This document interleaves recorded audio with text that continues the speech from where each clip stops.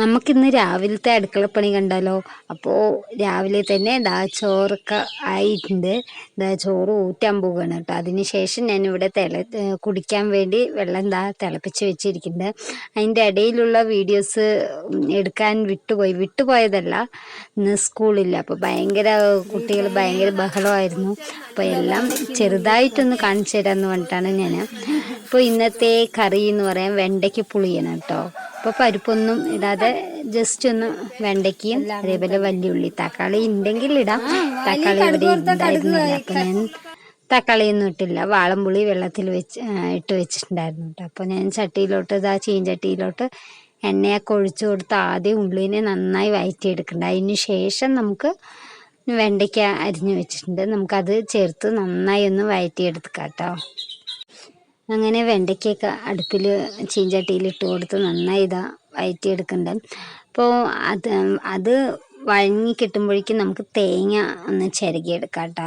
തേങ്ങയൊക്കെ ചിരകിയതിന് ശേഷം അത് നന്നായിട്ട് ജീരകവും അതേപോലെ തന്നെ ചെറിയുള്ളിയും കൂടി നന്നായി അരച്ചെടുക്കണം കേട്ടോ. നല്ല പേസ്റ്റ് രൂപത്തിലാക്കണം. ഞാൻ ആ വീഡിയോ ഒക്കെ സ്കിപ്പ് ചെയ്തു.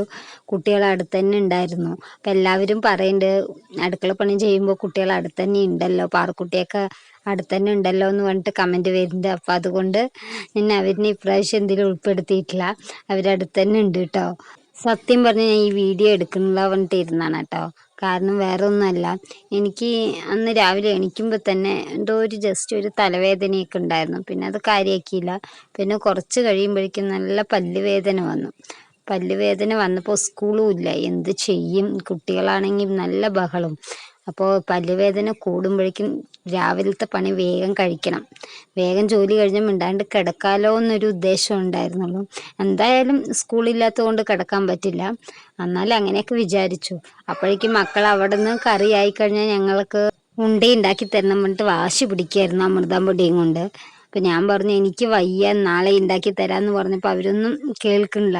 അവർ ചുറ്റും നിന്നിട്ട് ഉണ്ടാക്കി തരണം പറഞ്ഞുകൊണ്ടേ ഇരിക്കണം. അപ്പം ഞാൻ ജസ്റ്റ് വേഗം കറിയായി കഴിഞ്ഞാൽ ഒന്നും ഉണ്ടാക്കി തരില്ല, അവിലാസ് പൊടി ഉണ്ടാക്കി തരാം അമൃതം പൊടിയും കൊണ്ടെന്ന് പറഞ്ഞിട്ട് ഞാൻ അവരെ സമാധാനപ്പെടുത്തിയിരിക്കുകയായിരുന്നു. ഇനിയിപ്പോൾ പാറക്കുട്ടിക്ക് 3 വയസ്സായി, ഇനി അമൃതം പൊടി കിട്ടില്ലല്ലോ. അപ്പം ഞാൻ 2 പാക്കറ്റ് പൊടിയെടുത്ത് നന്നായി വറുത്ത് അവിലാസ് പൊടി പോലെ ഉണ്ടാക്കി കഴിഞ്ഞ് ഒരു കുപ്പിയിലാക്കി വെച്ച് അവർക്ക് ഇടയ്ക്ക് കഴിക്കാമല്ലോ.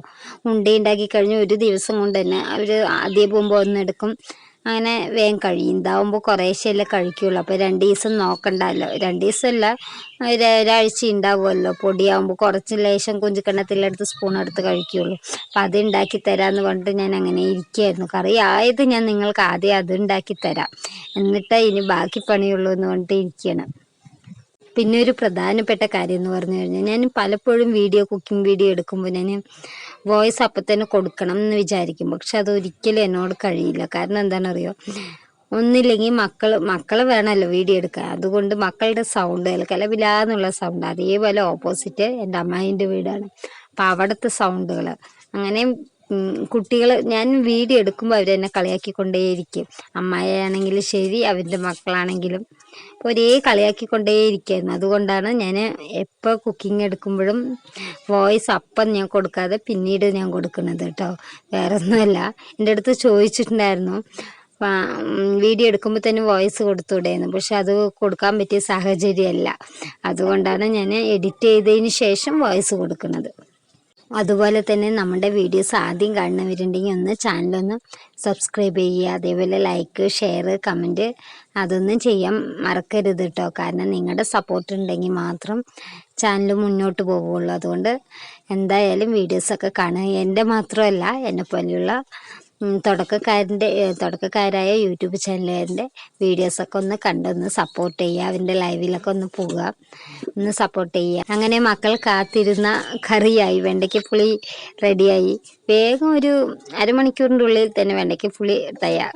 ഇനി നമുക്ക് കുട്ടികളുടെ ആഗ്രഹം പോലെ നമുക്ക് അവിലാസ് പൊടി ഉണ്ടാക്കി കൊടുക്കാം. അതിന് വേണ്ടിയിട്ട് ഞാൻ അമൃതം പൊടി എടുത്തിട്ടുണ്ട്, അതേപോലെ തന്നെ ഏലക്ക പൊടിച്ചത്, തേങ്ങ ചിരവിയത്. തേങ്ങ പോരാട്ടോ, ഞാൻ ഒരു മുടി തന്നെ എടുത്തിട്ടുള്ളൂ.